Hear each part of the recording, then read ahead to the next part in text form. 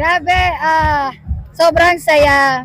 Lalong-lalo na sa amin ni Pons na panglima na namin to and nakapag-gold din kami sa international and sobrang grateful kasi may mga kasama kami, may mga teammates, mga coaches and mga management kami na alam yung nagtitiwala talaga sa amin and ang ginawa lang talaga namin is magtrabaho. Sabi ko nga, magiging consistent lang kami, podium nandyan lang. So, ayun, I think consistency lang din talaga yung napakita namin kaya kami nakapag-gold ngayon. And syempre, yung tiwala din talaga namin na makuha tong gold. Kasi kanina, may share lang ako kanina kasi nabasa ko sa One Sports yung sa Facebook na kung makakapaggawa ba kami ng history ngayon. And sumagot lang ako, naman!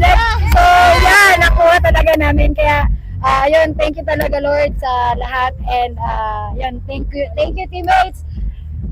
Wala akong ibang masabi. Nakapag-golden kami. Ako sobrang grateful ko lang din talaga kay Lord kasi I manifest this, minanifest ko talaga tong gold namin. Ilang beses ko rin na imagine yung moment na ganito. Minsan naluluha na lang ako bigla kasi na-imagine ko yung moment na to. So, totoo pala talaga yung manifestation. Yes. Pero syempre may kasamang hard work. Sobrang happy ko talaga na nakuha namin yung game. Alam namin na hindi madali. Ilang beses na defending champion yung Thailand. And isa din talaga to sa reason namin kung bakit kami bumalik sa beach. Kasi gusto namin talagang bumawi and gusto namin talagang paiyakin sila sa sarili nilang lupa. So ito na yon, nangyari na.